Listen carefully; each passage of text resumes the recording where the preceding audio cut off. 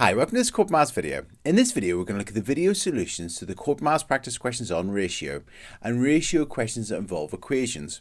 If you need any extra help on ratio and equations, if you go to Corbettmaths and go to the videos and worksheets section and scroll down to video number 271D, there's a dedicated video tutorial there on ratios and equations. Alternatively, you can scan this QR code. But in this video, we're going to focus on the video solutions to the practice questions, so let's get started. Okay, let's have a look at the first question, question number 1. So question number 1, we're told the ratio of x to y is equal to 5 to 1. And we've been asked to circle the correct equation. And we've got these four choices. So let's have a look at this. We've got the ratio of x to y is equal to 5 to 1. So what that means is that x is 5 times larger than y. Because if we have a look here, the x number in the ratio is 5 and the y number in the ratio is 1. So the x number is 5 times larger. So that means that x is 5 times larger than y. So that means that if we times y by 5, so if we have 5 times y, that would be equal to x. So that means that x equals 5 times y. And to do that, what I just done was I looked at this and I said, well, the x number is 5, the y number in the ratio is 1. The x number is 5 times larger than the y number, so that means that x is equal to 5 times y. And that's it, so it's going to be that equation. Now there is a bit of a shortcut. If we have a look at this and if we take the x and we times it by the y number in the ratio, that'll be equal to the y times by the x number in the ratio. So in other words, x times 1, so that'll be x, will be equal to y times 5 or 5y. And that's it. And that's just a bit of a shortcut that if you times the x by the y number in the ratio and the y by the x number in the ratio, they'll be equal to each other. And if you watch the video tutorial on Corbettmaths, I explain that in a bit more detail. Okay, let's look at our next question, question number 2. So question number 2, we've been given the ratio c to d is equal to 1 to 2. And we've been asked to circle the correct equation. So again, what we could do is we could look at this and say, well, the d number in the ratio is 2, the c is only 1, so that means that d is double whatever c is. So that means that 2 times c would be equal to d. So that'd be an equation that d is equal to 2 times c, because 2 times the c number in the ratio is equal to d. So that means that this is going to be the correct answer here. So that was one way to approach the question, is to just look at the numbers. Another approach is to take the c and to multiply by the d number in the ratio. So c times 2 would be 2c, and that would be equal to d times the c number in the ratio. So d times 1 would be d. So that means that d equals 2c, and that's it. Okay, let's look at our next question, question number 3. So question number 3, we're told that y equals 3 times x, and we've been asked to write down the ratio of x to y. Now what we can do here is we can actually just choose a value for x, find the corresponding value for y, and then write it as a ratio and cancel it down. So for instance, if we have a look at this, y is 3 times whatever x is. So if we say, well, let's let x equal 10, for example, well, that means that y would be 3 times that. So 3 times 10 is 30, so y would be equal to 30. And then we've got two values, so we've got that x equals 10 and y is equal to 30. We could then write it as a ratio, 10 to 30, because it's x to y, the ratio x to y, so it's going to be 10 to 30. And then you could cancel it down to be 1 to 3. So the ratio of x to y would be 1 to 3.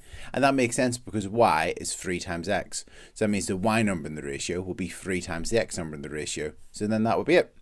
And that's it. Now there was another way to this question, and that's to do what we done in the last question, so use that shortcut. So we know that the ratio of x to y is going to be equal to something to something. And then to get that as an equation, we would take the x number and multiply by the y number in the ratio. We'd then put that equal to y multiplied by the x number in the ratio.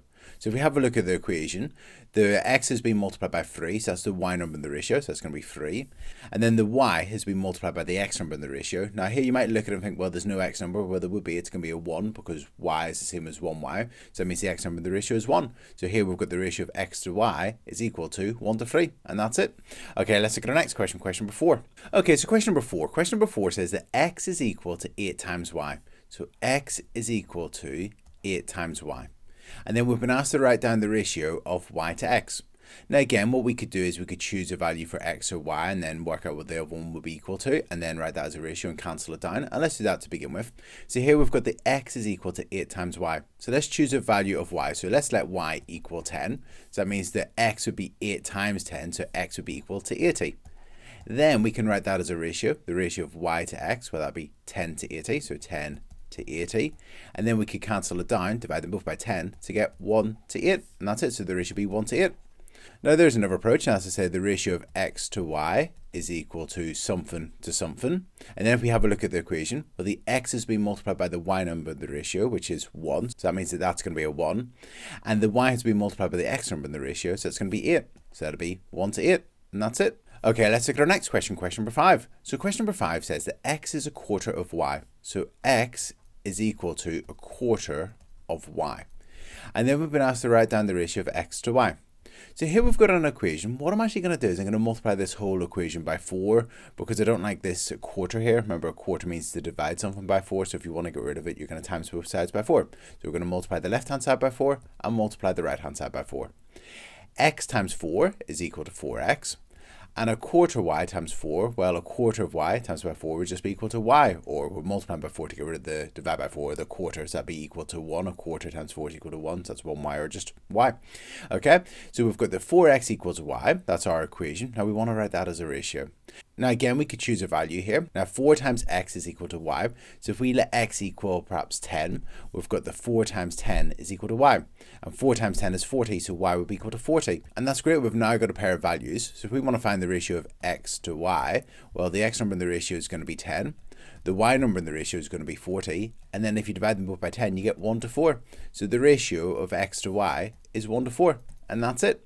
And remember, we were told x is a quarter of y, and the x number is a quarter of the y number. And that's it. Okay, so that was one way to approach that question. Now I'm just going to approach it in a different manner. What we could do is we could say, well, again, x is equal to a quarter of y, so x is equal to a quarter of y. We could times both sides of that equation by 4 to get 4x equals y, and then we want to write that as a ratio. So we're trying to find the ratio of x to y, so it's going to be something to something.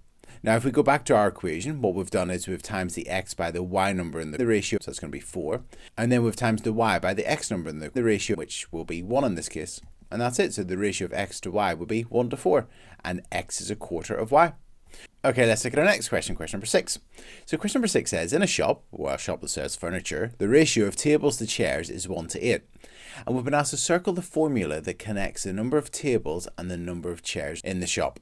Okay, so we know the ratio of tables to chairs, so the ratio of tables to chairs is equal to 1 to 8. So the ratio of tables to chairs is equal to 1 to 8. And that makes sense because you really should have more chairs than you have tables. And in terms of this, if we want to write this as a formula, what we can do is, well, one approach is to take the t and multiply it by the c number in the ratio. So that means that 8 times t, so 8t, will be equal to the c multiplied by the t number in the ratio. So that's going to be c times 1, which is just c. And that means that 8 times the number of tables is equal to the number of chairs. And that makes sense because obviously the number of tables is going to be a smaller number, and you're going to times that by 8, and that'll give you the number of chairs. So that means that chairs is equal to 8 times the number of tables. So the correct formula will be this one. And that's it. Okay, let's look at our next question. We've been told that 8x equals 5y, and we want to find the ratio of x to y. Okay, now one approach is to use that shortcut that 8x equals 5y. We want to write that as a ratio, so x to y. And if we want to find out what that would be, it's going to be something to something. Well, to get the equation, what we would have done is multiply the x by the y number in the ratio. So that means the y number is going to have to be 8. Remember, the y number is the one on the right, so it's going to be 8. And then in terms of the 5y, what we've done here is we've taken the y and times it by the x number in the ratio. So that means the x number in the ratio will be 5. So the ratio is 5 to 8. And that's it. Okay, now is one approach. Another approach is to choose some values. So to choose a value for x and then find the corresponding value for y and then work out what that would be as a ratio in terms of x to y. So here, if I let x equal 10, so if x is equal to 10, to find what y is, well, 8 times 10 would be 80. So we'd have 80 equals 5y. And then if you divide both sides by 5, you're going to get that y is equal to 16. That means that y is equal to 16. Now here, whenever I chose x to be 10, I chose 10 on purpose because I knew that if I'd done 8 times 10, that's 80. And I knew that was divisible by 5. So I've chosen the 10 on purpose.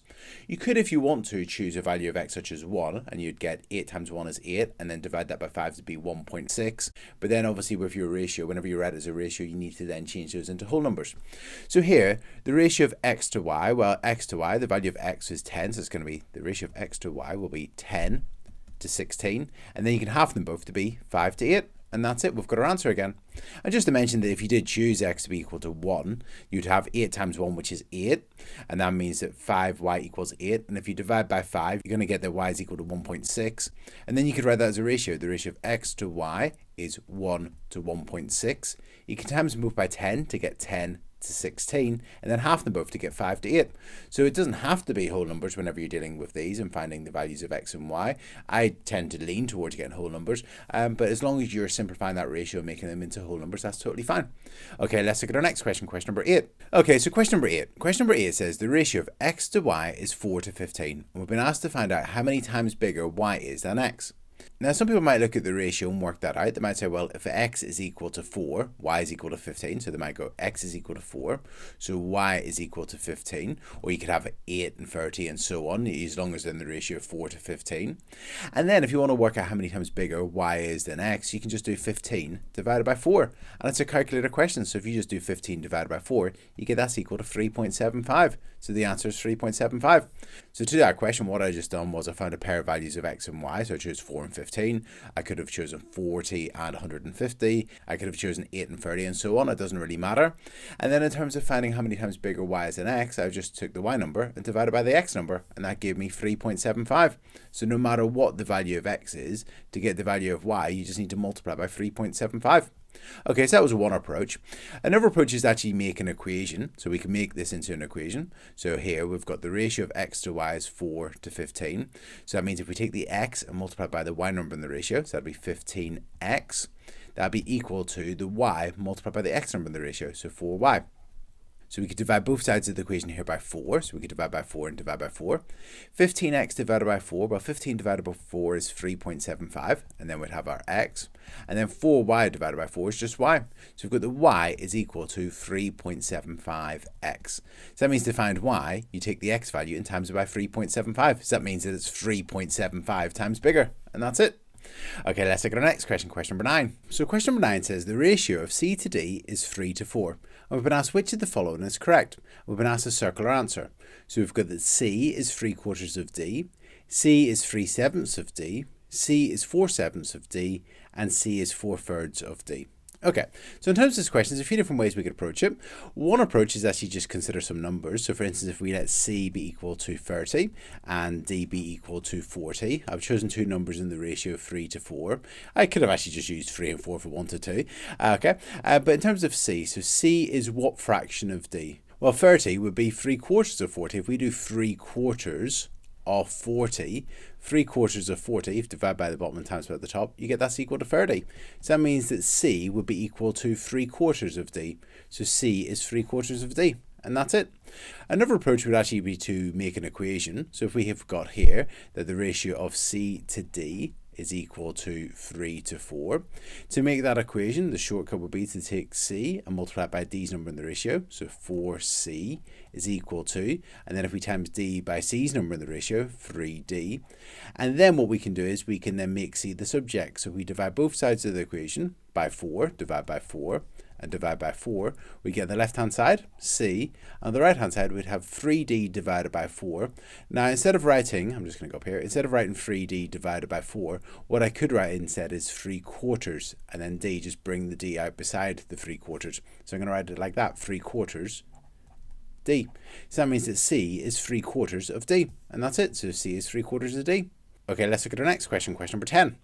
So question number 10, we've got the ratio of f to g is 9 to 2. Which of the following is correct? And we've been asked to circle our answer. So similar question. So again, what I'm going to do is I'm going to choose some numbers. So I'm going to let f be equal to 90, and I'm going to let g be equal to 20. I could have chosen 9 and 2 if I wanted to, but I've just chosen 90 and 20 just because they're a bit different to the numbers involved in these fractions here. Now we want to know what fraction f is of g. So in other words, what fraction is f of g? Now, all of these statements say that f is a fraction of g. So in other words, we want to find out f, which is 90, is equal to a particular fraction of g. So g is equal to 20. So what fraction of 20 would be equal to 90? So we want to work out a particular fraction of 20 and get 90 as an answer.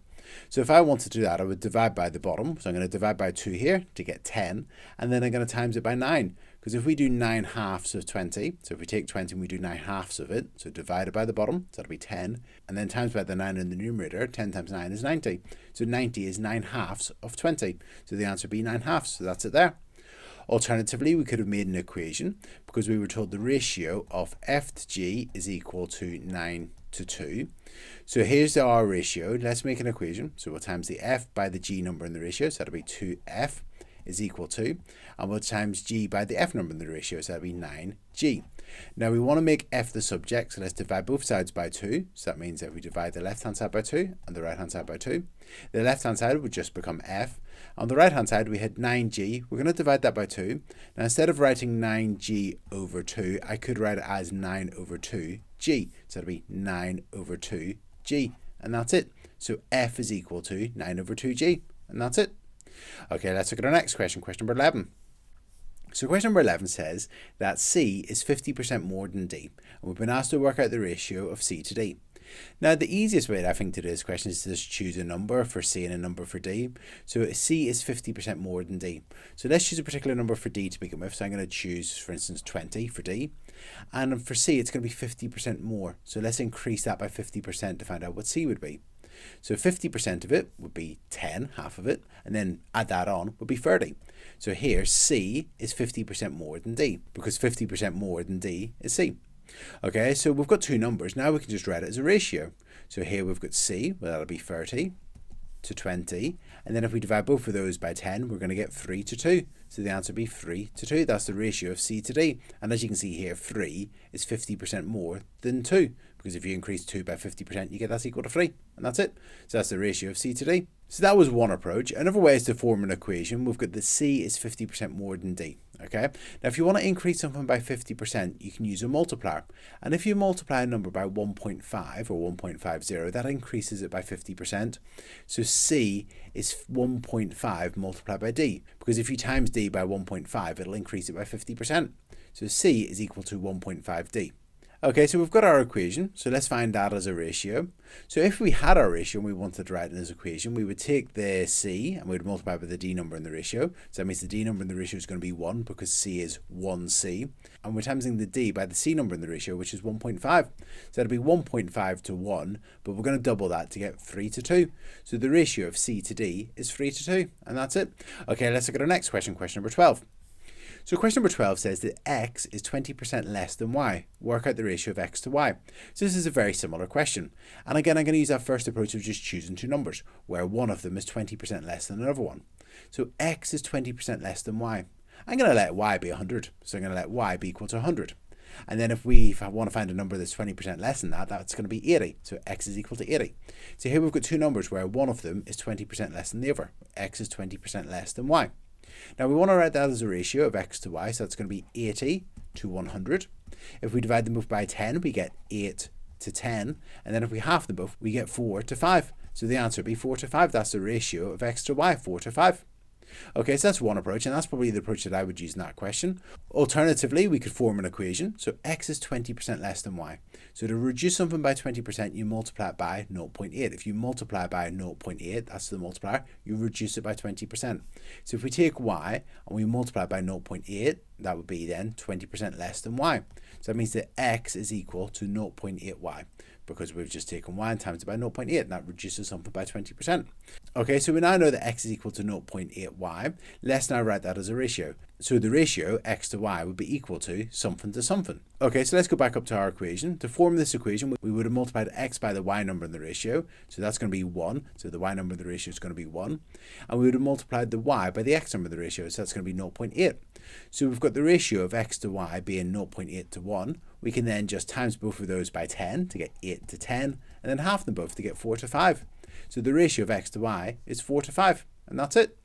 Okay, let's look at our next question, question number 13. Okay, so question number 13. Question number 13 says that y is 2.5 times x. So y is equal to 2.5 times x. So y is equal to 2.5 times x. Now I'm going to change the 2.5 into a top-heavy fraction, just because I don't actually like looking at it like this. I probably would actually change that into top-heavy fraction.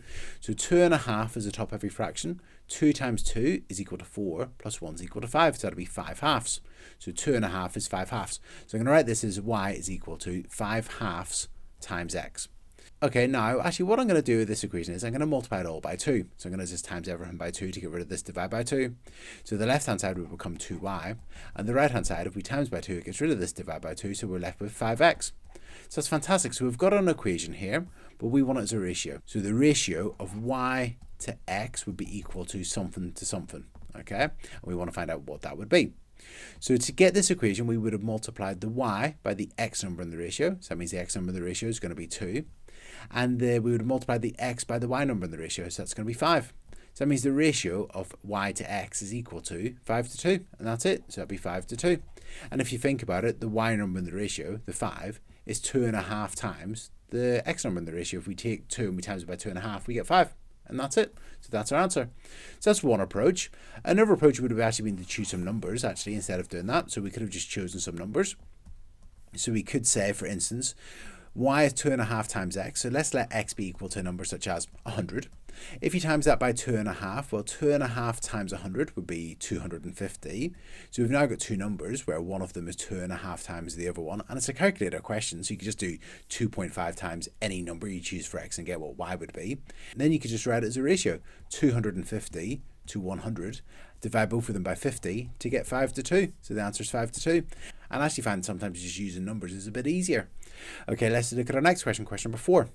So question number 4, we've got 5w equals a quarter of y. And we've been asked to find the ratio of w to y. Okay, so we've got 5w equals a quarter of y. So what I'm going to do here is I'm going to times the whole equation through by 4. I'm going to times the left-hand side by 4 and the right-hand side by 4. And I'm doing that just to get rid of this a quarter, because multiplying something by a quarter is the same as dividing by 4. So if we times it by 4, that'll just give us 1. Okay, so 5w times 4 would be 20w on the left-hand side. On the right-hand side, a quarter of y, well, we're timesing by 4 to get rid of the quarter, the multiply by quarter or dividing by 4.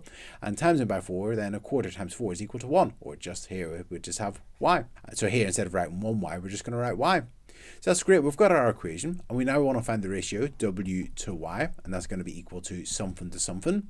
And so to get the equation, we would have taken the w and times it by the y number in the ratio. So we would have times this w by the y number in the ratio, which is 20. And we would have taken what y was and times it by the x number in the ratio, which must in this case be 1. So the ratio is going to be 1 to 20, and that's it. So that's one approach. If you wanted to consider it in terms of numbers, you could have just chosen two values. So perhaps, for instance, if we let y be equal to a number we can divide by 4, so I'm going to choose 200 for y, okay? So if you had 200, you could divide that by 4 to find a quarter of it, and then that would be this side of the equation. So here, if we have 200 for y, if you times it by a quarter, that's equal to 50. So this side of the equation would be equal to 50, so we'd have 5w equals 50. And then if you divide by 5, you get w is equal to 10. So we've got that y is equal to 200, and w is equal to 10. And then we could form our ratio, because the ratio of w to y would be 10 to 200. And then 10 and 200 are both divisible by 10, so we'd then get 1 to 20. And that's it. So that's the ratio of w to y, 1 to 20. And that's it. Okay, let's look at our next question, question number 15. So question number 15, we've got 8x plus 2y equals 5y minus 2x. And we've been asked to find the ratio of x to y. Okay, if we have a look at this, we've got x's and y's on both sides. So we've got 8x plus 2y equals 5y minus 2x. So the first thing I'm going to do is I'm going to add 2x's to both sides. So I'm going to add 2x's to the left-hand side and add 2x's to the right-hand side. 8x plus 2x is 10x. So we've got 10x, then plus 2y, and then that will be equal to 5y. And now I'm going to take 2y's away from both sides. So take away 2y and take away 2y. And then we'd get on the left hand side 10x, and on the right hand side we'd get that's equal to 3y. So we've now got the 10x equals 3y. Now we want that as a ratio, and in terms of this, what I would do is I would just consider, if we've got the equation, the ratio of x to y would be equal to something, and to get the equation we would have multiplied the x by the y number in the ratio, so that means the y number in the ratio must be 10. And then in terms of our 3y, that's going to be y times the x number of the ratio, which is 3. So that means the ratio of x to y would be 3 to 10. And that's it. Another approach is to say, well, we've got 10x equals 3y, and we want to work out what the ratio is. So let's let x equal a particular number. Let's let x equal 60. So if we had here 10 times 60, that's 600. So we'd have 600 equals 3y. And then if we divide by 3, we get y is equal to 200. So we've got x is equal to 60 and y is equal to 200. So that's great. We can now find the ratio. The ratio of x to y will be equal to 60 to 200. And then we could divide both of those by 10 to get 6 to 20. And then half them both to get 3 to 10. And that's it. So that's our answer. Okay, let's look at our next question, question number 16. Okay, let's look at our next question, question number 16. So question number 16, we're told that 2c equals 5d, and we've been asked to complete the following statement, that c is a certain percentage of d. Okay, so let's have a look at this question in two different ways. The first approach is actually to take our equation, 2c equals 5d, and to write it as a ratio. The ratio of c to d is equal to something to something. And to get this ratio, we know that we multiply c by d's number in the ratio, so that means the d number in the ratio is 2, and we would multiply d by c's number in the ratio, so that'll be 5. So we've then got that if d is equal to 2, that means that c is equal to 5. So we've now got a pair of values that whenever d is equal to 2, c is equal to 5, and we want to find out that c is what percentage of d. So let's express c as a fraction of d. That would be 5 halves, because it's 5 over 2, it's 5 halves of it. So we would then want to write 5 halves as a percentage. Well, 5 halves is equal to 2.5, so 2.5, and 2.5 as a percentage would be 250%. And that makes sense if we work out 250% of d. So 100% would be 2, 200% would be 4, 50% is 1, and 4 plus 1 is equal to 5. So that's right. So C is 250% of D. And that's it. Okay, so that was one approach. Another approach is just choose some values. So for instance, if we've got 2c equals 5d, we could choose a value for c. So for instance, we could say let c equal 40, and 2 times 40 is equal to 80. So we'd get 80 equals 5d. And then if we divide both sides by 5, we get d is equal to 16. So again, we've now got a pair of values that whenever c is equal to 40, d is equal to 16.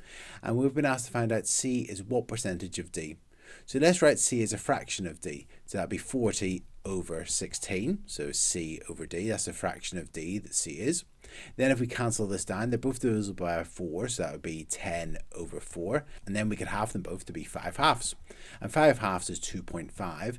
And as a percentage, that's 250%. So that means that c is 250% of d. And again, we could check that. If 100% is equal to 16, 200% would be equal to 32, double it, and then 50% was equal to 8, so that means that 250% would be equal to 40. So as you can see here, C is 250% of D. Okay, let's look at the next question, question number 17. So question number 17, we're told the ratio of C to D is equal to 7 to 4, and we've been asked to find the value of 2C over 3D.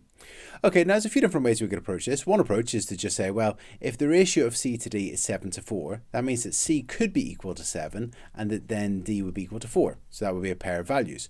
It could perhaps be 14 and 8. It doesn't really matter because whenever we substitute them into this, we can then cancel it down. So we're going to get the same simplified fraction anyway, no matter which values we choose. I'll just show you with both. I'll show you with 7 and 4, and I'll also show you with 14 and 8. Or you could actually choose 700 and 400 and so on. It doesn't really matter. Okay, now we've been asked to find the value of 2c over 3d. So let's substitute one of our pair of values into this. So let's start off with this one here. 2c, well, it's going to be 2 times 7, so that'll be equal to 14, over 3d, and 3 times 4 is equal to 12. So we've got 14 over 12, and then we can divide them both by 2 to get that's equal to 7/6. So the answer would be 7/6, and that's it. And this to show you that if we chose another pair of values, so if we looked at our ratio and instead of choosing 7 and 4 for C and D, if we chose 14 and 8, you get 2C, so 2 times 14 is 28, over 3D, and 3 times 8 is equal to 24. We could half them both to get 14 over 12, as you can see here, and half again to get 7/6. So it doesn't really matter, as long as you choose two numbers that are in this ratio, you can then substitute them into this expression and find out its value, and that's it. Okay, so that was one approach, and I think perhaps the easiest approach. Another approach is to take our ratio, the ratio C to D is equal to 7 to 4, and we can turn this into an equation. Okay, so let's turn the ratio into an equation. So if we times the C by the D number in the ratio, so 4C, equals, and then we times the D by the C number in the ratio, 7D. So that's our equation. Now we've got our equation, well, let's have a look and see what we've got here. So we've got 2C over 3D. Now what would be great is here, we know that 4C is equal to 7D. So if the numerator instead wasn't 2C but it was 4C instead, so we could find an equivalent fraction where we had 4C on the numerator, that would be great, but then we could substitute in the 7D in for 4C. So let's do that. So if we times both the numerator and denominators by 2, we'd get 4C over 6D. And then 4C, as we've seen, is equal to 7D. We can then substitute that in here, and then that would give us 7D over 6D. And then we could divide both the numerator and denominator by D, and that would give us an answer of 7/6. And that's it. Now, I do think if I was in that question, I probably would use the first approach. It's just a bit quicker and easier. Okay, let's look at our next question, question number 18. So question number 18, we've got the ratio of x to y is equal to 2/5 to 1/3, and we've been asked to write x in terms of y. So we want to find an equation for x in terms of y, so we want something at the end where it's x equals something. Okay, so let's take this ratio and turn it into an equation. So if we take the x and times it by the y number in the ratio, so that's 1/3 x would be equal to, and then if we take y and times it by the x number in the ratio, then they'll be equal to each other, so that'll be 2/5 y. Okay, so we've now got 1/3 x equals 2/5 y. Now we want x to be the subject, so we want to get rid of this 1/3. Now to do that, we could divide both sides of the equation by 1/3 if we wanted to, or we could just times the whole equation by 3, because if we divide by 1/3, it's the same as timesing by 3.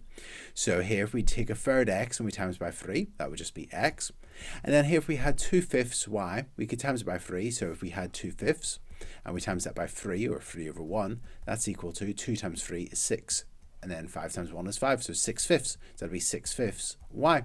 So x equals 6/5 y. And that's it. Okay, let's look at our next question, question number 19. So question number 19, we've got the ratio 3/5 to 4/9 is equal to 1 to y. And we want to find out what y is. So we've got the ratio 3/5 to 4/9.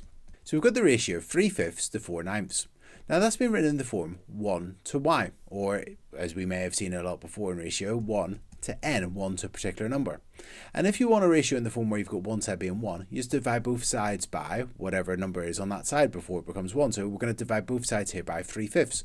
So we're going to divide the left-hand number in the ratio by 3/5, and we're going to divide the right-hand number in the ratio by 3/5, and then we can work out what this number would be. For instance, if we had the ratio 5 to 30, we could divide both sides of the ratio by 5 to get 1 to 6 if we divide both sides by 5. In this case, it was 3/5, so we're going to divide both sides of the ratio by 3/5 to make a 1 on the left-hand side of the ratio.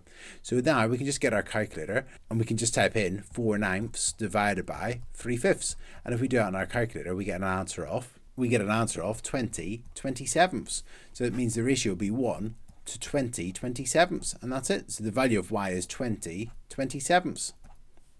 Okay, let's look at our next question, question number 20. So question number 20 says w is 1/3 of 4c, and we've been asked to find the ratio of c to w. Okay, so let's write down an equation for this information. The w is 1/3 of 4c. So here we've got w is 1/3 of 4c. And actually what I'm going to do here is I'm going to write it in a slightly different way. Rather than saying 1/3 of 4c, I'm actually going to write it as 4/3 of c, because if you had 1/3 multiplied by 4c, or 4c over 1, that'll be equal to 4c over 3, or you could write that as 4/3 c. Okay, so we've got the w is equal to 4/3 c.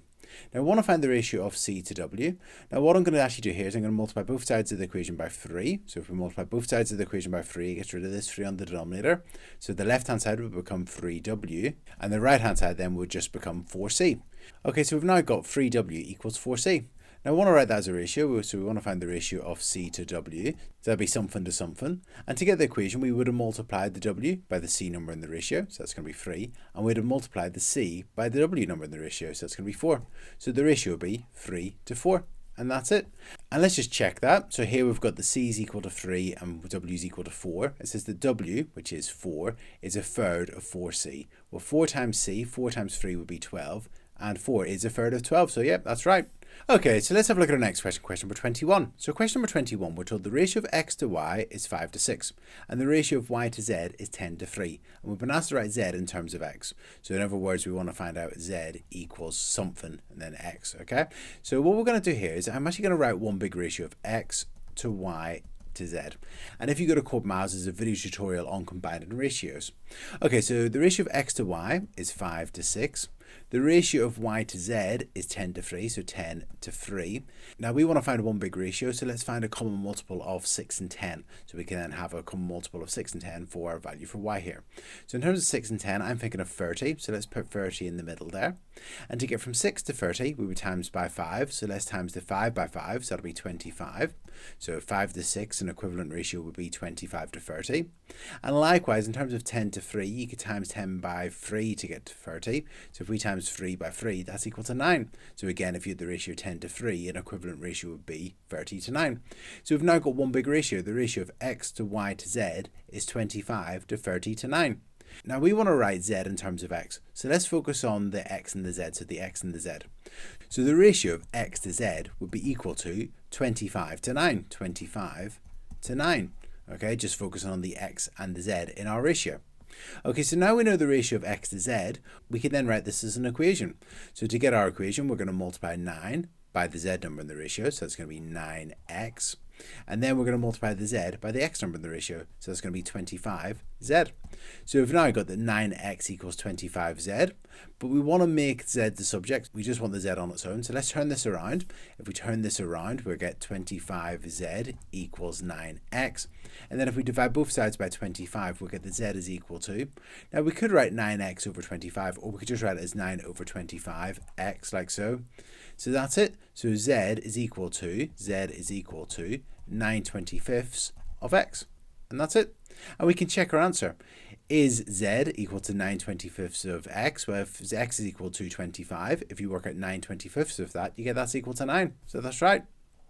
Okay, let's have a look at our next question, question number 22. So question number 22 says that w equals 5y and z equals 4w. And we've been asked to write down the ratio of y to z.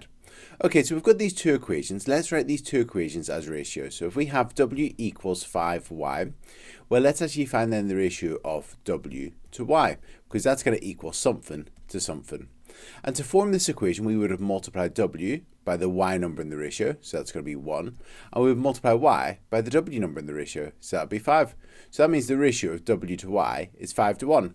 And that makes sense because w is 5 times y, so that means that w is 5 times bigger than y, and that ratio shows that w is 5 times bigger than y.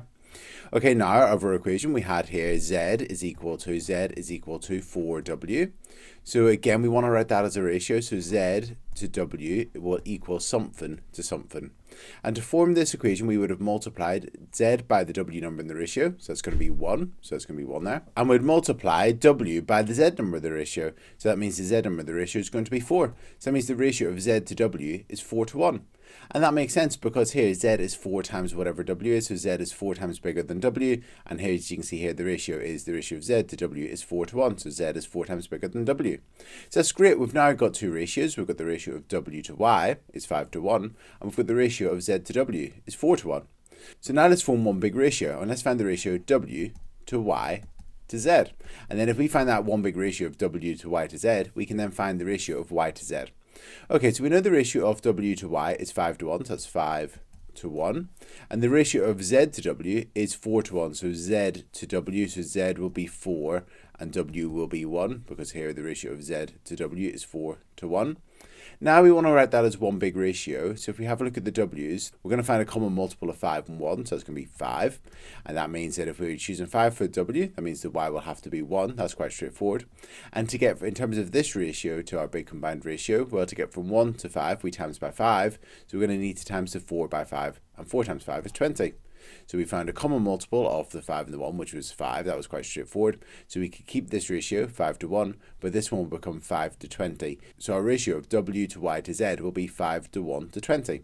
Now we've been asked to find the ratio of y to z, so y to z will be 1 to 20. That's this part here, 1 to 20. And that's it, that's our answer, 1 to 20. Okay, let's look at our next question, question number 23. So question number 23, we're told the ratio of x to y is 11 to 2. And we've got the equation 12y equals 5z. And we want to work out the ratio of x to z.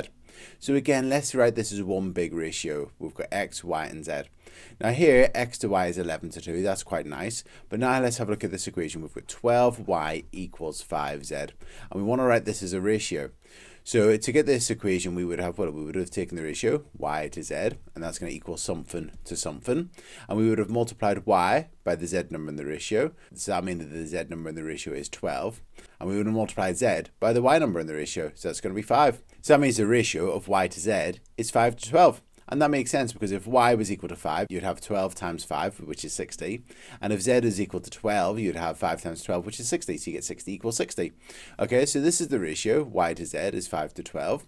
That means now we've got two ratios. We've got the ratio x to y being 11 to 2. And we've got y to z being 5 to 12. So we want to find one combined ratio now. We want to find the ratio of x to y to z.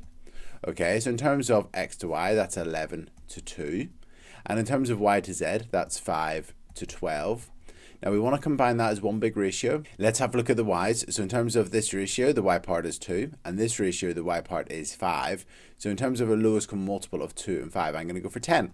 Okay, so let's look at our first ratio. To get from 2 to 10, we multiply by 5. So 11 times 5 is 55. And to get from 5 to 10, we double it. So doubling 12 will be 24. So that means the ratio of x to y to z will be 55 to 10 to 24. And that's it. Now the question said to find the ratio of x to z. So x to z will be 55 to 24. So the ratio of x to z will be 55 to 24. And that can be cancelled down. So that's our answer, 55 to 24. 55 to 24. And that's it. Okay, let's look at our next question. Okay, so question number 24. Question number 24, we've been given two equations where we've got 5x equals 3y and 4y equals 7z, where x, y, and z are positive numbers, and we've been asked to find the ratio x to y to z. Okay, so let's write these both as ratios. So we've got 5x to 3y. So again, what I'm going to do is I'm going to create a ratio, x to y, and that's going to equal something to something. And to form this equation, we would have multiplied x by the y number in the ratio, which is 5. And we would have multiplied y by the x number in the ratio, which is 3. So the ratio of x to y is 3 to 5. And let's just check that. If x was equal to 3, we'd have 5 times 3, which is 15. And if y is equal to 5, we'd have 3 times 5, which is 15 also. So that's right. So the ratio of x to y is 3 to 5. Okay, now in terms of our other equation, we had 4y equals 7z. And again, that's going to be the ratio y to z that we want to find. So to find what the y number will be, well, to form this equation, we would have multiplied y by the z number in the ratio. So the z number is 4. And we would have multiplied the z by the y number in the ratio. So that would be 7. And again, we can check that. If y is equal to 7, you have 4 times 7, which is 28. And if we have z is equal to 4, 7 times 4 is equal to 28. So that works. Okay, so we've got our two ratios. Now we want to form one large ratio, the ratio of x to y to z. So the ratio of x to y is 3 to 5, so 3 to 5. The ratio of y to z is 7 to 4. And then we want to form one big ratio here. So let's look at the y's, and we're going to go for 35 because 35 is the lowest common multiple of 5 and 7. So we'll put 35 there. To get from 5 to 35, we multiply by 7. So 3 times 7 is 21. And to get from 7 to 35, we times by 5. So 4 times 5 is 20. So that means the ratio of x to y to z will be 21 to 35 to 20. So let's write that down. 21 to 35 to 20. And that's it. Okay, let's look at our next question, question number 25. So question number 25, we've been given this equation that 9x plus y equals 2x plus 5y. And we want to find the ratio of x to y. Now here, what I've noticed is here, we've got x's on both sides and y's on both sides. So let's take 2x away from both sides to begin with. So if we take 2x's away from both sides, it gets rid of this 2x on the right-hand side. So we're going to be left with 7x on the left-hand side plus y equals. And then on the right-hand side, we're taking away 2x to get rid of the 2x, so we'll be left with 5y. Okay, so that's fantastic. Now I've noticed here we've got this y. Let's take away y from both sides. So if we take away y from the left-hand side and take away y from the right-hand side, on the left-hand side, we'll just be left with our 7x. And on the right-hand side, we had 5 y's. We're taking away a y, so that leaves us with 4y. Okay, so that's fantastic. We've now got the equation that 7x equals 4y, but we want to find the ratio of x to y. So to find this equation, we would have multiplied x by the y number in the ratio, so that's going to be 7. And then we'd multiply the y by the x number in the ratio, which would be 4. And that's it. So that means the ratio of x to y is 4 to 7. And again, we can check this. 7 times x, 7 times 4 would be 28. 4 times y, 4 times 7 would be 28. So we get 28 equals 28. So that's it. So that means the ratio of x to y is 4 to 7. And that's it. So 4 to 7. Okay, let's look at our next question. Okay, so question number 26. Question number 26, we've been given an equation. We've got 3x equals 4z. And we're also told that y is equal to 5/5 of z. So that's another equation, that y is 5/6 of z. And we want to find the ratio of x to y to z. Okay, so let's have a look at this equation. Y equals 5/6 of z. Now what I'm going to do is I'm actually going to multiply both sides of this equation by 6. So rather than having this divide by 6 here, if we times the left hand side by 6 and the right hand side by 6, it'll get rid of this divide by 6 here. So 6 times y is 6y. And 5/6 times 6, well, 5/6 of 6 is 5, so we'll end up with 5z, or just the numerator, 5z. Okay, so that means we've now got two equations. We've got 3x equals 4z, the one we've been given, and we've created this second equation, that 6y equals 5z. by using the information we were given. Now we want to form one big ratio of x to y to z, so let's change these equations into ratios. So in terms of this equation here, so the ratio of x to z, well, we would multiply, to get this equation, we would have multiplied x by the z number in the ratio, so that's going to be 3 there, and we would multiply the z by the x number in the ratio, so that'll be a 4 there. So the ratio of x to z is 4 to 3, and again you can check that, 3 times 4 is 12, and 4 times 3 is 12, so that's right. Okay, in terms of this equation, let's write that as a ratio. So the ratio of y to z will equal something to something. And to create this equation, we would have multiplied y by the z number in the ratio. So that means the z number in the ratio is 6. And we would have multiplied the z by the y number in the ratio. So that means the y number in the ratio is 5. So the ratio of y to z is 5 to 6. And let's just check that. 6 times 5 is equal to 30. And 5 times 6 is equal to 30. And we get 30 equals 30. So that's right. So that's great. We've now got our two ratios. Now we want to form one large ratio, x to y to z. So the ratio of x to z, so x to z is 4 to 3. And the ratio of y to z is 5 to 6. And we want to form one larger ratio. Now if we have a look here, the two ratios have got the z in common. So for the first ratio, the z was 3 parts. And the second ratio, the z was 6 parts. So the lowest common multiple of 3 and 6 would actually be 6. So that's great because this ratio can stay the same as 5 to 6. But in terms of this one here, to get from 3 to 6, we'd multiply by 2. So we're going to multiply the 4 by 2, and that's going to be 8. So that means the ratio of x to y to z would be 5 to 8 to 6. And that's it. Now you can actually check your answer here. For instance, if x was equal to 8, you could go up here and say, well, 3 times 8 is 24. And then if you've got 24 equals 4 times z, well, that means, well, 4 times 6, that means that z would be equal to 6, which is what we have here. And then we're told that y is 5/6 of z, so 5/6 of 6 would be equal to 5, so y would be 5. So that actually works, so you can check your answer. And that's it. So the ratio is 8 to 5 to 6. Okay, let's look at our next question, question number 27. So question number 27, we're told that x is equal to 3y, and we've got this equation here where we've got 2y plus 3z over 4x plus z equals 2/5, and we've been asked to find the ratio of y to z. Okay, so let's have a look at this. Okay, so I'm going to start by writing down this equation here, our 2y plus 3z over 4x plus z equals 2/5. So that's our equation. Now what I'm going to do is, here we've told that x is equal to 3y. So this x is equal to 3y. So whenever we have 4x, that's going to be 4 lots of 3y. And 4 lots of 3y would be 12y. So if we had the x is equal to 3y, if we had 4x, that would be 4 times that, so it would be 12y. So I'm going to replace this 4x with 12y. So let's write that down, that 2y plus 3z over 12y plus z equals 2/5. So all I've done there is I've replaced the 4x with 12y just because we were told that in the question that x equals 3y. Okay, so we've now got this. Now, if we want to find the ratio of y to z, now what's great here is that the only variables in this equation are r, y, and z. So what we're going to do is we're going to get rid of our denominators here. So I'm going to multiply both sides of the equation by 12y plus z, and I'm going to multiply both sides of the equation by 5.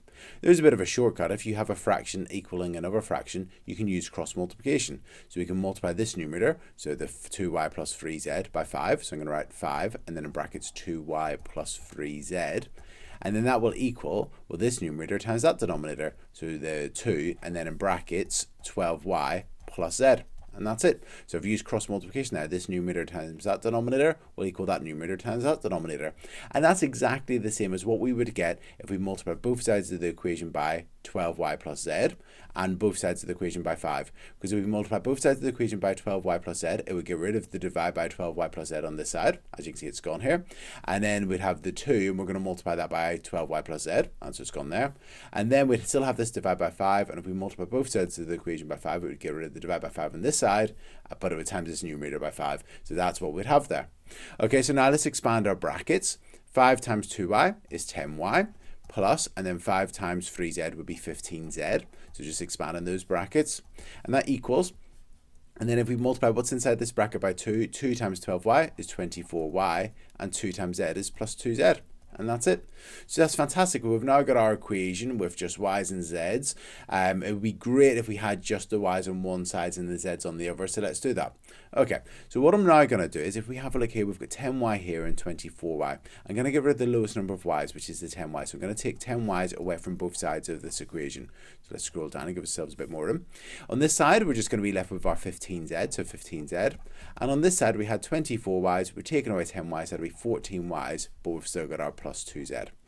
Now we're going to take away these two z's from both sides. So we're going to take away 2z and we're going to take away 2z. On the left-hand side, we'll be left with 13z's. And on the right-hand side, we'll just be left with 14y. So that's great. I'm just going to write this up here. We've now got 13z equals 14y.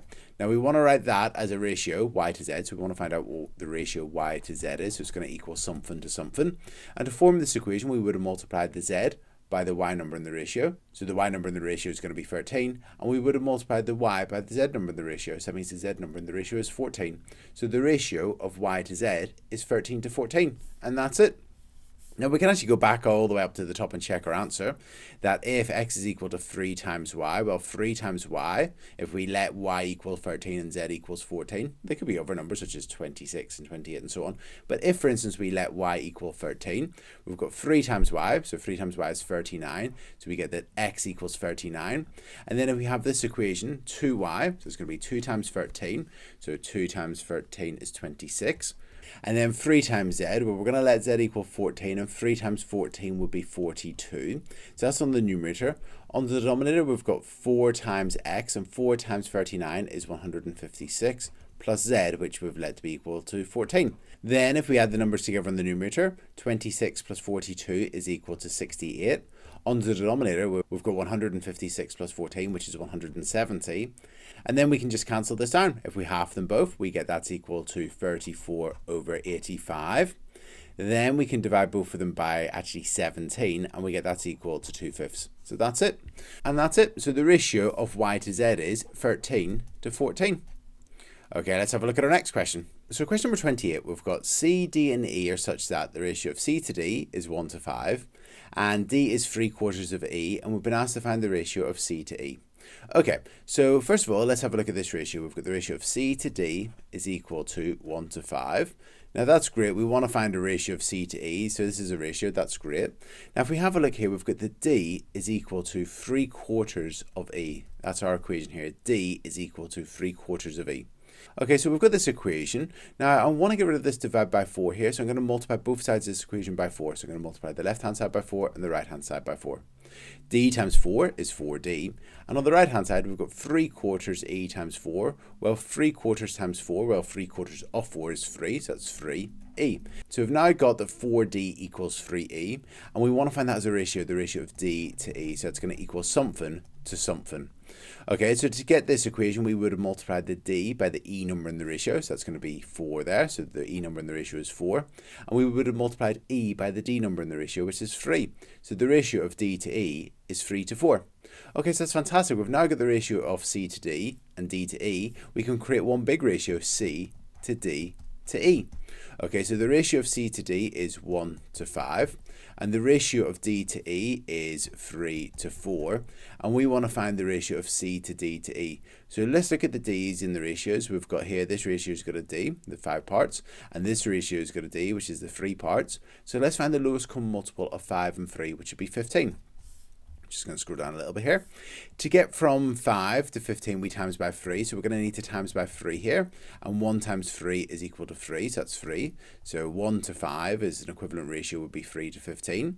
And here, to get from 3 to 15, we would have times by 5. So we need to times the 4 by 5 as well. And that would be equal to 20. So an equivalent ratio of 3 to 4 would be 15 to 20. So that means the ratio of C to D to E is 3 to 15 to 20. Now we want to find the ratio of C to E, so it's going to be 3 to 20. And that's it. And that's it. That's our question done. Okay, let's look at our next question, question number 29. Okay, let's look at our next question, question number 29. Now I've been given this ratio. It says, given that the ratio of x squared to 5x minus 24 is equal to 4 to 1, find the possible values of x. Okay, now if we have a look at this, we've got our ratio. Now we want to find the possible values of x. That sounds like we want to form an equation and solve it. And with the x squared, perhaps it's going to be a quadratic equation that we can solve to find our two possible values of x. Okay, so what we want to do is we want to form an equation here. So we want to go from the ratio to the equation. There's a couple of ways you can consider this. One approach is to say, well, here we've got the ratio of x squared to 5x minus 24 is 4 to 1. So that means that x squared is 4 times bigger than this. So if we wanted to form an equation, if we could times a smaller thing by 4, then that'll be equal to x squared. So that means if we take our 5x minus 24 and we times that by 4, that would be equal to x squared, because 4 times the smaller thing would be equal to the bigger thing. and that would be an equation. So that's one way you could do it. Another way to do it would be to consider the approaches we've used so far. So for instance, if we had the ratio of x to y was equal to 3 to 2, we would say x times the y number in the ratio, so that would be 2x, would be equal to y times the x number in the ratio, which would be 3y. And you could form an equation that way. So in other words, the x squared times the 1 is equal to the 5x minus 24 times 4. So just timesing them by the other numbers in the ratio. Okay? And you would get this. So that's it. Okay, so we've now got our equation. Now what we want to do is we want to solve it. I'm just going to get rid of this part up here because we don't actually need that in this question. Okay, so we've got our x squared, and then let's expand our brackets. 4 times 5x would be 20x minus, and then 4 times minus 24 would be minus 96. Okay, now this is a quadratic equation, and it'd be great if we could make it equal to 0. So let's bring everything to the left hand side. So let's take away 20x from both sides. So that would give us on the left hand side our x squared minus 20x. And on the right hand side, if we take away the 20x, we'll just be left with our minus 96. And then we want to get rid of this minus 96 on the right hand side, so let's add 96. And that would give us x squared minus 20x plus 96 is equal to 0. Okay, so that's fantastic. We've now got our quadratic equaling 0. So let's try and factorize this and see if we can get our solutions, our possible values of x. So bracket, bracket, bracket, bracket equals 0. So hopefully this will factorize. So let's put our x's at the front of both brackets. And we want to find two numbers that multiply together to give us 96 and add together to give us negative 20. So that means it's going to be two negatives. And actually 96 is in the 12 times table. So if you have 84, then 96. So that would be 12 times 8 would be 96. So minus 12 times minus 8. Minus 12 times minus 8 would be equal to 96. And minus 12 plus minus 8 will bring us down to minus 20. So that would work. So that means that in our brackets we would have x minus 12 and x minus 8. Okay, and if you needed a bit of a recap on solving quadratic equations using factorization, go to Corbettmaths, and I think it's video number 266. So that video will be quite useful for you in terms of recapping how to factorize and solve quadratics like that. Okay, so what we done was we just found two numbers that times together to give us 96 and added together to give us minus 20, and they were minus 12 and minus 8. You could have tried other options, for instance minus 6 and minus 16. They times together to give us 96, but they don't add together to give us minus 20. They would add to be minus 22, so that one wouldn't work, but this would be the right option. Okay, so that's great. We've factorized. Now let's find our solutions. So we've got two brackets that times together to be equal to 0. So let's find when each bracket will be equal to 0. So in terms of this bracket, x would be equal to 12. And here in terms of this bracket, x would be equal to 8.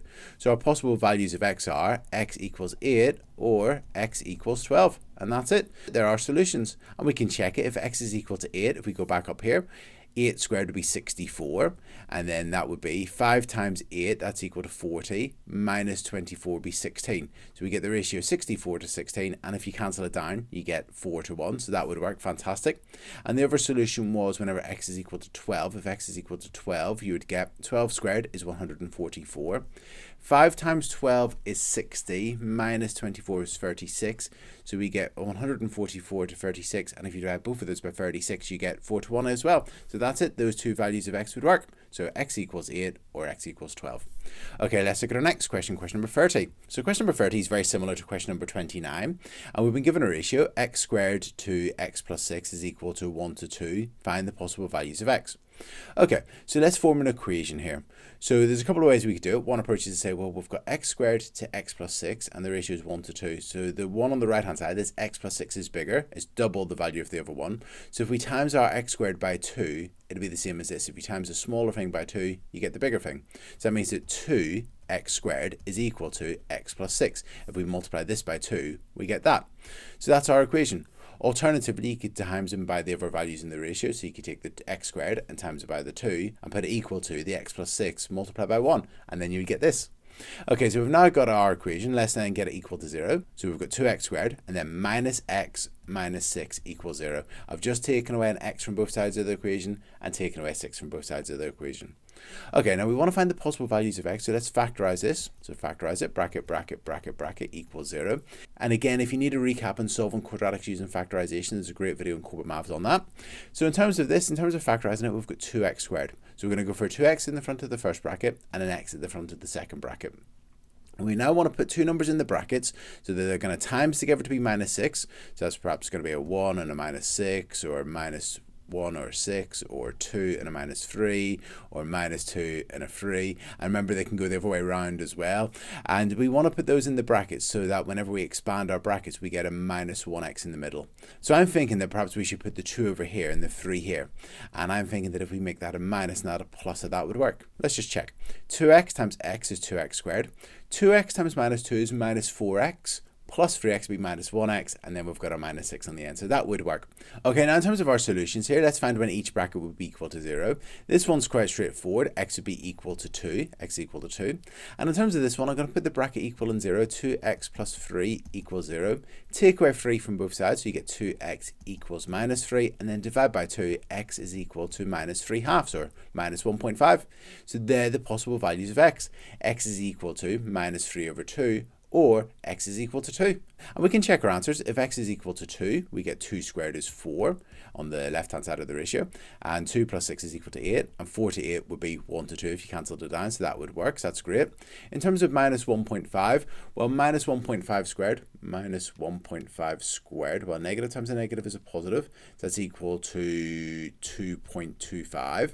And then that would be on the left-hand side. And on the right-hand side, we'd have minus 1.5 plus 6 is equal to 4.5. And as you can see here, we've got the ratio 2.25 to 4.5, and that would be, if you cancel it down, 1 to 2. And that's it. So there are solutions that either x equals minus 1.5 or x equals 2. Okay, let's look at our next question, question number 31. Okay, so question number 31. Question number 31 says the ratio of c to d is 2 to 11. And we've also got this equation that d minus c over 3 is equal to 57. And we've been asked to work out the values of c and d. Okay, so what I'm going to do is I'm going to start by looking at this equation. We've got d minus c over 3 equals 57. And I'm going to times both sides of the equation by 3. And if I do that, I get on the left-hand side, d minus c. And on the right-hand side of the equation, I get that's equal to 171. So that's what we get when we look at this equation. Now what I'm going to do is I'm going to go and look at this ratio. The ratio of c to d is equal to 2 to 11. Now I'm going to actually create an equation here. So here we've got the ratio of c to d is 2 to 11. So if I want to make an equation here, I can times the c by the d number in the ratio. So 11c is equal to, and then we take the d and we multiply by the c number in the ratio, 2d. And just to check that, if c is equal to 2, you would get 11 times 2, which is 22. And if d was equal to 11, you get 2 times 11, which is 22. So they are equal to each other. Okay, so that's great. We've now got two equations. Now actually what we can do here is we can actually make c or d the subject of this. I'm going to make d the subject. I'm going to divide both sides by 2. So I'm going to divide by 2 and divide by 2. And if I divide the left-hand side by 2, I could write 11c over 2, or I could just write it as 11 over 2c. They'd be both the same. You could do 11c over 2 or 11 over 2c. And that would equal d. So that's great. We've now got that d is equal to 11 over 2c. Now we know what d is in terms of c. We could substitute that into our equation up here and hopefully you solve it and find out what d is. So let's substitute this in for d. So instead of it being d minus c, we're now going to write 11 over 2c minus c, just replacing the d with 11 over 2c. And that equals 171. Okay, so that's great. So now let's do the subtraction. We've got 11 over 2c take away c. Now 11 over 2 is 5.5. And we're taking away c, which is 1c. And if you've got 5.5c and you take away 1c, that's 4.5c. Or as a top-heavy fraction, 9 over 2c. You can write it either way. I probably would go into the decimal and write 4.5c. That's what I would tend to do. Equals 171. That's what I would do. I would probably just write it as a decimal number. But you could write it as a top-heavy fraction, 9 over 2c. Either one of those is totally fine. Okay, now we want to find out what c is. So we want to get rid of this times by 4.5. So let's divide both sides by 4.5. And if we divide both sides by 4.5, we'll find out what c is. So 171 divided by 4.5 is equal to 38. So c is equal to 38. And that's great. We've now found c. Let's find out what d is. Now I'm going to go back up to this equation here. D minus c is equal to 171. Now if c is equal to 38, we get d minus 38 is equal to 171. And then if we add 38 to both sides, we're going to get that d is equal to 209. So d is 209. So d is 209 and c is 38. And that's it. There are values of c and d. Okay, let's look at our last question, question number 32. So question number 32, when we're given a ratio equals a ratio, so the ratio of 2x minus 4 to x plus 1 is equal to 2x plus 7 to 6x. And we're told that x is positive, it's bigger than 0. And we've been asked to find the value of x. Okay, so here we've got a ratio equaling another ratio. Now, just before we start this question, I want to show you something. That if, for instance, we had the ratio 5 to 2, so if we had the ratio 5 to 2, that would equal an equivalent ratio. It would have to be an equivalent ratio, for instance, 10 to 4 or 15 to 6 or something like that. I'm going to write 10 to 4 here. Okay, so here we've got two equivalent ratios. We've got 5 to 2 and 10 to 4. They're the same, so we can put the equal sign in here. And likewise, these are equivalent ratios. This ratio is equivalent to this ratio. Now, if we have a look at these ratios, I much prefer this one than this one because this one's got lots of letters involved. Now, an important thing with ratio is that if you have a ratio such as 5 to 2, that if you divide one of the numbers by the other number, so for instance, if you do 5 divided by 2, or even 2 divided by 5, if you've got an equivalent ratio, if you divide the first number by the second number, it'll be the same as the first number of this one divided by the second number of that one. So for instance, 5 divided by 2 would be equal to 10 divided by 4. That the 5 divided by the 2 would be equal to the 10 divided by the 4. Because even though we doubled both of these numbers to get these numbers, it's still the same number times bigger. So for instance, if we do 5 divided by 2, that's 2.5. So you get 2.5 there, and that's equal. And if you do 10 divided by 4, 2.5. The first number in the ratio is 2.5 times bigger than the second number in the ratio. The first number in the ratio is 2.5 times bigger than the second number in the ratio. And that can be very useful. That if you've got a ratio equaling another ratio, you know that if you divide one by the other one, or this one by that one, it'll be equal to the same on the other one. If you divide the first number by the second number, it'll be equal to the first number divided by the second number. Or the second one divided, if you done the way around, if you done 2 divided by 5, that's 2/5. That'd be equal to 4 divided by 10, which is 4/10, which is 2/5 when you cancel it down. So that's really useful whenever you're dealing with ratios. So here, if we have this ratio here, I know if I divide this by this, it'll be equal to that divided by that. Or you could do it the other way around and say that this divided by that will be equal to that divided by that. Okay, so let's write that down. That 2x minus 4 divided by x plus 1 would be equal to 2x plus 7 divided by 6x.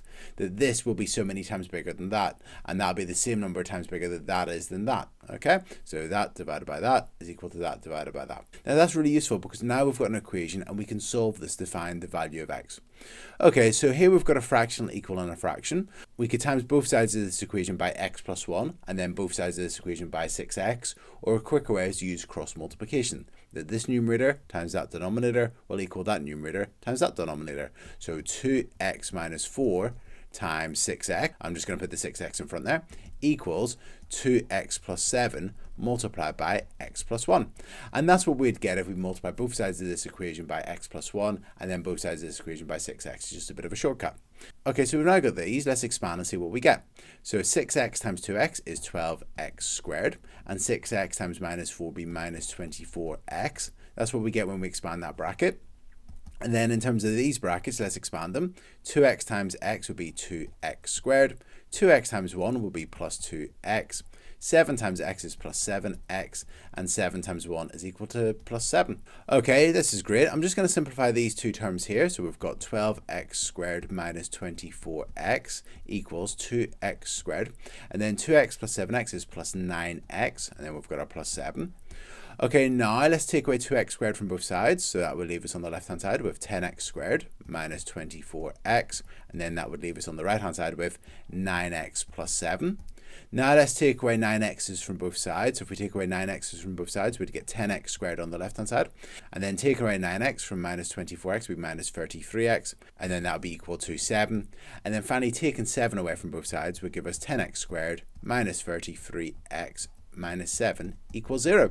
So that's fantastic. We've now got this quadratic equation equaling 0. Let's factorize it and solve it. So let's put our brackets down. Bracket, bracket, bracket, bracket equals 0. We've got 10x squared, so we could have a 10x and an x, or a 5x and a 2x. I'm going to try 5x and 2x there. So that's great. So in terms of the number here and the number here, they're going to times together to be minus 7. And when we expand our brackets, hopefully we can get minus 33x. Now, if we're right with the 5x and 2x, we'll be able to do that. It might be 10x and 1x. We'll see in a moment. Now, I'm thinking if we want minus 33x, I'm going to try putting the minus 7 there and the plus 1 there. And let's just check that. 5x times 2x is 10x squared. 5x times minus 7 will be minus 35x. plus 2x will be minus 33x, and then we've got our minus 7. So that works, that's great.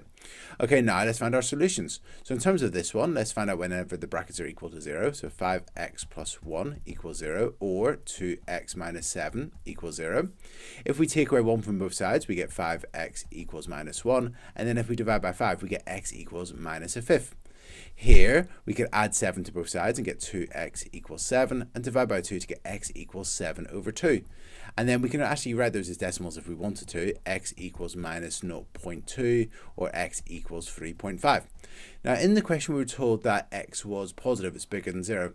So that solution's not going to work. So it means that x equals 3.5. And that's it. And that's it. So these have been the video solutions to the Corbettmaths Practice Questions on ratio questions that involve equations.